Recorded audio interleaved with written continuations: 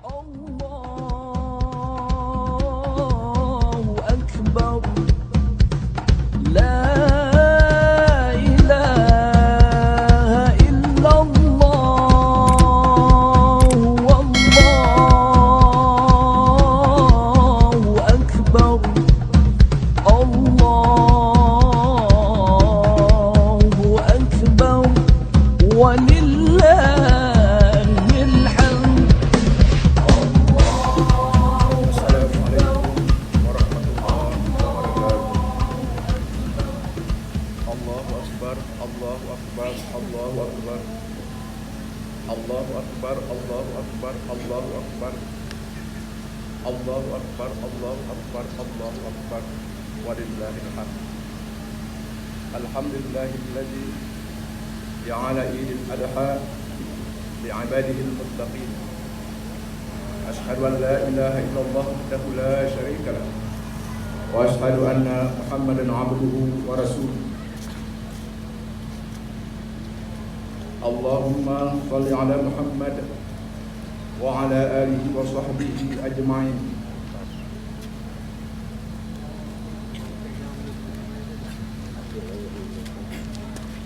قال الله تعالى في كتابه الكريم: أعوذ بالله من الشيطان الرجيم. بسم الله الرحمن الرحيم. ومن الناس من يشري نفسه ابتغاء مرضات الله والله رؤوف بالعباد. صدق الله العظيم. Hadirin sidang jamaah yang berbahagia, marilah sama-sama kita mengucapkan puji bersyukur Allah Subhanahu wa taala karena Allah masih memberi kesempatan kepada kita untuk hadir pada hari yang berbahagia ini. Salawat dan salam kehadiran besar Muhammad sallallahu alaihi wasallam beri tauladan bagi kita hingga akhir zaman. Hadirin yang berbahagia, bagi kita yang sudah berumur 70 tahun, kalau usia kita 5 tahun, berarti sudah 65 tahun kita ikut sholat Idul Adha. Kalau usia kita 50 tahun, berarti 45 tahun kita ikut sholat Idul Adha. Artinya apa? Hadirin dan jemaah yang berbahagia, kisah yang akan saya sampaikan ini bukan sesuatu yang bisa dimakan oleh hadirin sekalian, tetapi itu sesuatu yang telah menjadi bagian dari diri kita. Karenanya hadirin dan jemaah yang berbahagia, Khatib tidak akan membaca teks secara urut seperti itu. Nanti insya Allah Khatib akan membaca beberapa halaman dari teks yang sudah kita siapkan. Yang pertama, yang kedua, Khatib tidak biasa lama-lama khutbah. Apalagi Idul Adha, sebagian kita masih berpuasa. Karena hadirin dan jemaah yang berbahagia, mohon kesabarannya sebentar. Hadirin yang kami hormati, Allahu Akbar, Allahu Akbar, Allahu Akbar, walillahil hamd. Pada satu ketika setelah Ismail lahir, Nabi Ibrahim ini hadirin biasa pergi-pergi meninggalkan istrinya. Dan sebagaimana kita ketahui bahwa hari ini kita akan menyampaikan 3 saja.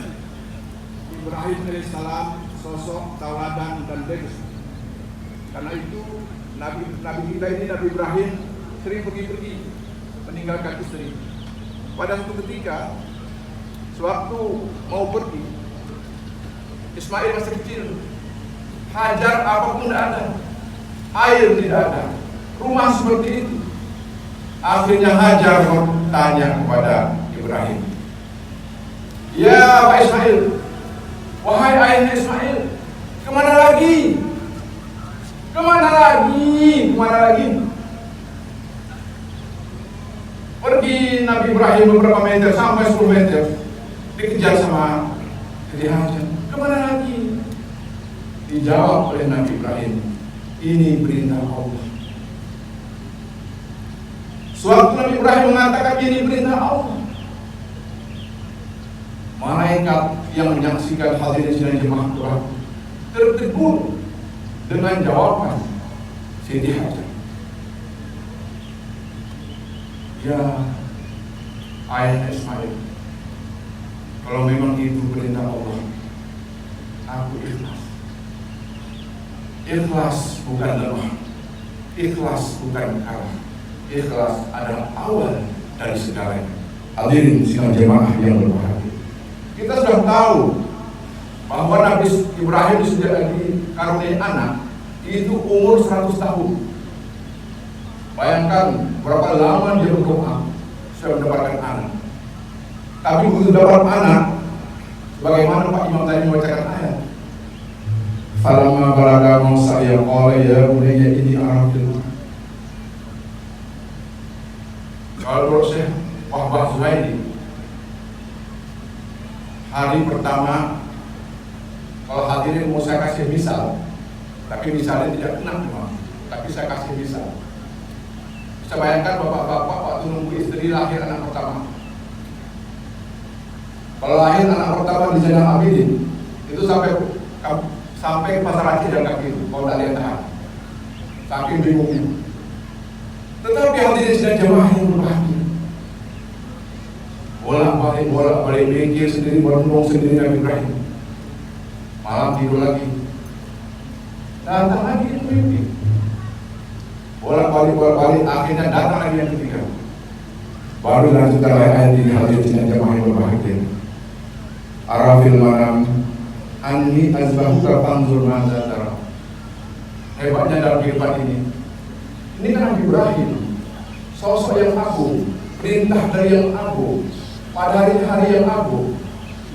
Dia berikan kesempatan untuk bertanya kepada anaknya, untuk berdiskusi, untuk bersawalah. Tanya, wahai anakku, bagaimana pandanganmu? Oleh yang abatif al-mantu'ma. Ya Allah, perintahkan, laksanakan apa yang diperintahkan. Tanya sama istri, laksanakan apa yang diperintahkan. Karena apa? Karena ini sosok Ibrahim, sosok yang sudah terpuji dalam hidup. Allah persiapkan sejak kecil, waktu memukul berhala-berhala dengan kalimat tauhid, sudah disiapkan. Hadirin dan jemaah yang berbahagia, lanjutkan. Kata dibuli insyaallah nasabirin. Ismail menjamin dirinya, luar biasa. Dia jamin dirinya dalam kesabaran. Hadirin dan jemaah yang berbahagia, Allahu Akbar, Allahu Akbar, Allahu Akbar, walillahil hamd. Alam aslama tallahu lil jabin wa nadailahu ayat Ibrahim qad sadaqta ru'ya. Langsung mau disembelih, Ismail minta, ayah, kalau ayah membeli saya, pertama harus tajam, yang kedua mataku ditutup. Dilaksanakan. Bagaimana pisau yang tajam, hadirin dan jemaah yang berbahagia? Masyarakat Aceh masa lampau melihat bagaimana menggunakan pisau yang tajam. Pisau yang tajam itu apabila kita hentam ke bahan pohon pisang tidak lemah. Itulah tajam. Nanti pulang ke rumah, tes saja itu pisau kurban lagi. Apakah tajam atau tidak? Rebah tidak bisa. Berarti kalau batang pisang tidak rebah, itulah tajam. Begitu hadirin yang disiapkan. Tetapi Allah berkehendak lain. Kalau sadaq taruya inna kadzalika nazil muslimin. Mantap Pak Ibrahim, kau sudah lolos. Kau luar biasa. Allah puji untuk orang yang baik. In haza lahwal bala'ul mubin. Lolos Nabi Ibrahim. Kali ini ujian Allah luar biasa. Nabi Ibrahim lolos. Tapi lolos kali ini masih di semifinal. Belum sampai ke final, masih semifinal. Lahwal bala'ul mubin. Kenapa hadirin dan jemaah yang berbahagia? Karena kita ini dicoba. Ismail sekarang ini apa? Ismail sekarang ini jabatan, harta. Itu Ismail sekarang ini dicoba kita. Berapa banyak orang yang berhenti dari jabatan langsung meninggal karena melihatnya besar kali jabatannya. Berapa banyak orang yang hilang hartanya, dia langsung meninggal. sekali diletakkan hartanya itu. Hadirin sidang jemaah yang berbahagia. Wa fadainahu bi dzikrin 'azim wa tarakna 'alaihi fil akhirin. Salamun 'ala Ibrahim. Baru final lolos Ibrahim. Salamun 'ala Ibrahim. Allah mengucapkan selamat kepada Nabi Ibrahim alaihissalam. Hadirin sidang jemaah yang berbahagia. Yang menjadi catatan kita dalam ayat ini adalah kadzalika najzil muhsinin. Allah membalas kebaikan orang yang baik. 2 kali disebut. Apa artinya hadirin sidang jemaah yang berbahagia? Bahwa keteladanan yang diberikan oleh Nabi Ibrahim kepada kita ada keteladanan yang luar biasa. Bagaimana keluarga beliau, bagaimana anak beliau. Nilai yang pertama hadirin adalah musyawarah. Nilai yang kedua adalah keteladanan. Bagaimana Nabi Ibrahim menjadi teladan bagi keluarganya. Dan ini untuk kita saat ini berat hadirin sidang jemaah yang berbahagia. Selanjutnya apa? Bisa kita bayangkan bagaimana kehidupan itu. Kehidupan di padang pasir yang tandus. Nabi Ibrahim tidak sanggup melihat kondisi Siti Hajar Ismail. Dia tinggalkan di padang pasir yang tandus, apapun tidak ada. Makanya doanya dikabulkan Allah. Hadirin sidang jemaah yang berbahagia. Rabbana inni askantu min dzurriyyati biwadin dzi ghairi indaka inda baitikal muharram. Berdoa, ya Allah, kalau kita sekarang dibangun malam-malam, ya Allah, anakku dan istriku tidak punya apa-apa ya Allah. Aku hanya punya Kamu ya Allah. Kepadamu ya Allah aku berbohong. Dia dilakukan oleh Ibrahim. Sehingga sekarang ini kalau kita kemudian dari sidang jemaah yang berbahagia, bisa kita bayangkan buah-buahan melimpah. Sekarang ini 2.100.000 jamaah haji di sana di Mekah. Saya bayangkan, kenapa bisa mereka terpenuhi kebutuhan? Kadang-kadang kita buah-buahan pun susah, tapi di sana luar biasa. Apa buah-buahan yang kita pingin sudah ada di situ. Yang tidak nampak di negeri kita ada di situ. Luar biasa doa yang dikabulkan Allah doa Nabi Ibrahim alaihissalam. Hadirin sidang jemaah yang berbahagia. Terakhir, legacy. Legacy ini dalam bahasa Inggris, kalau kita cek kamus disebut warisan. Warisan ini artinya harta yang kita tinggalkan. Tapi kalau legacy bisa saja harta, bisa tidak. Ya? Hadirin yang berbahagia, mungkin kalau yang muda-muda bisa saya sampaikan. Itu yang membangun Stadion Lampinem ada Jenderal Nana Narudana, mantan Pangdam Iskandar Muda. Kalau kita lewat, teringat Pak Nana Narudana, maka Allah mudahkan beliau di kuburnya. Begitulah Allah memberikan jaminan kepada kita bagi orang-orang yang berbuat amal baik. Hadirin sidang jemaah yang berbahagia. Al-mal wa banun zinatul hayatid dunya wal baqiyatu shalihatu khairun inda rabbika thawaban wa khairul amal. Harta dan anak-anak adalah perhiasan kehidupan dunia, tetapi amal kebajikan yang terus-menerus akan lebih baik pahalanya di sisi Tuhanmu serta baik untuk menjadi harapan. Hadirin sidang jemaah yang berbahagia, sebagai orang Aceh kita bangga. Jamaah haji kita menerima uang 6 juta dari hasil wakaf Aceh di Mekah. Apakah hebat? Hebat. Hadirin sidang jemaah yang berbahagia.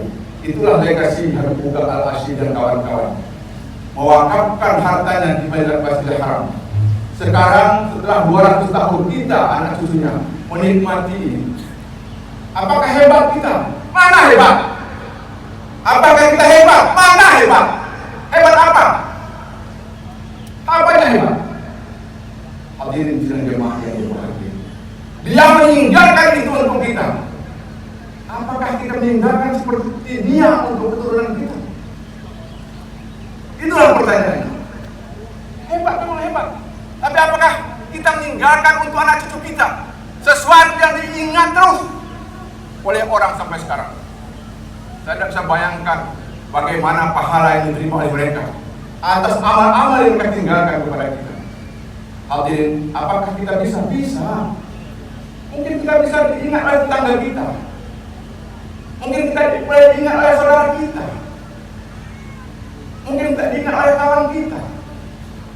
Tapi kalau kita di tiap warung kopi tidak pernah bayar kopi, siapa yang ingat kita? Nggak ada yang ingat kita itu. Kenapa? Karena pelit. Kata orang Malaysia, kedekut. Tidak ada sesuatu yang bernilai pada kita. Hadirin dan jemaah yang berbahagia. Demikian kita juga dengan orang tua kita. Berapa banyak pengorbanan orang tua kita kepada kita. Kalau saya misalkan ada segini kotoran kita dimakan oleh kita, dimakan oleh orang tua kita. Orang tua kita urus kita sejak kecil, ada segini kotoran kita dimakan.